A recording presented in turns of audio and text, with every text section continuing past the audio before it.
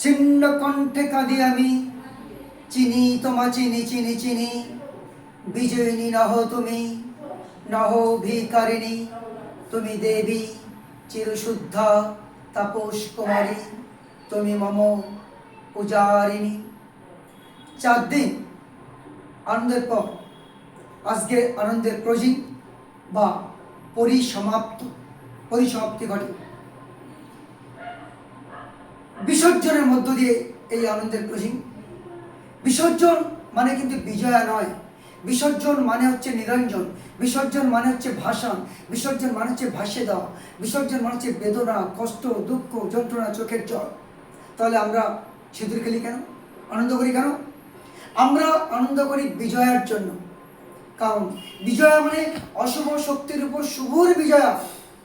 9 দিন যুদ্ধ করার পর মা দুর্গা দশমীর এই তিথিতে মহিষাসুরকে বধ করে, অর্থাৎ অশুভ শক্তির বিনাশ ঘটে। তাই তো আমরা আনন্দ করি। মা দুর্গা অশুভ শক্তিকে পরাস্ত করলেও যুদ্ধ কিন্তু থামেনি, আজও যুদ্ধ চলছে। আজকে আমরা মহিষাসুরকে দেখি কাদের রূপে? না মাসুদ আজা, আসমাল কাশব, দাউদ ইব্রাহিম, নির্ভয়া দিল্লি খামদনি, নির্ভয়া কাণ্ডে রেপিসদের, মারারদের, এদেরকে অসুরূপে আমরা দেখি।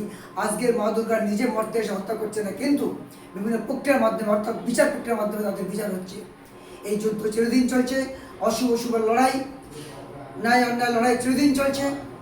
এবং একটা কথা মনে রাখবেন, প্রতিটা যুদ্ধেই, সে রামায়ণ হোক, মহাভারত হোক, ইলিয়াড হোক, যে কোনো যুদ্ধে হোক, অধর্মের বিনাশ ঘটে, ধর্মের জয় হয়। তাই শুভ দিনেই প্রার্থনা করি, জয় হোক ধর্মের, জয় হোক সত্যের, জয় হোক পবিত্র বাংলার, জয় হোক ভারত মাতার, জয় হোক আপনাদের।